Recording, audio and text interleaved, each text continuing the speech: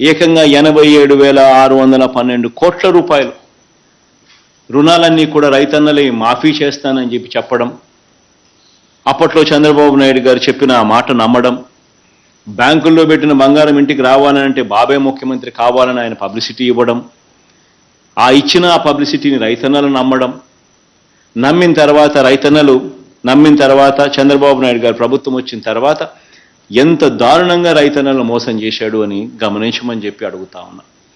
ఏకంగా 87,612 కోట్ల రూపాయలు మొదటి సంతకంతోనే బేషరతుగా రుణాలన్నీ మాఫీ చేస్తానని చెప్పిన ఈ పెద్ద మనిషి చివరికి ఈ మాదిరిగా ఇంతకుముందు మన కాకాని గోవర్ధన్ అన్న పత్రం చూపిస్తా ఉన్నప్పుడు నేను కూడా ఏందన్న పత్రం అని చెప్పి అడిగితే ఇచ్చాడు. ఈ మాదిరిగా పత్రం ఇచ్చి ఈ మాదిరిగా రైతన్నలందరికీ కూడా బేషరతుగా మొదటి సంతకంతో 87,612 కోట్ల రూపాయల రుణాలు మాఫీ చేస్తానని చెప్పి చివరికి చంద్రబాబు నాయుడు గారు ఆ 87,612 కోట్ల రూపాయల మీద పడే వడ్డీ, చివరికి సున్నా వడ్డీ అనే పథకాన్ని కూడా ఈయన ఎగరగొట్టేశాడు ఇవ్వకుండా. ఆయన ఎగరగొట్టిన సున్నా వడ్డీ డబ్బులు కూడా మన ప్రభుత్వం కూడా ఇచ్చిన దాఖలాలు ఇప్పుడే కనిపిస్తా ఉన్నాయి, మనమే ఇచ్చినాం.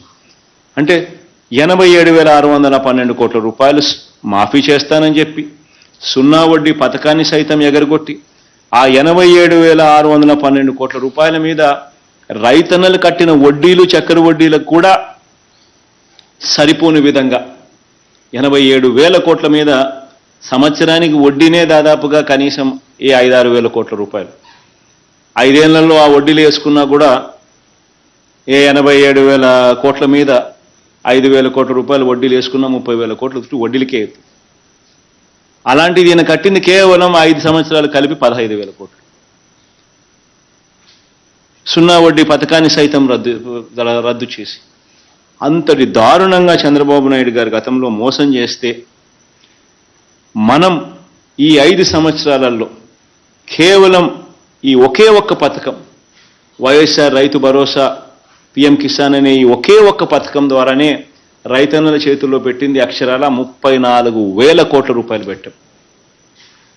ఇక రైతులకు ఈ 5 సంవత్సరాలు మనం గమనించినట్టయితే రైతన్నులకు సంబంధించి మనం పంటలు కొనుగోలు చేసిన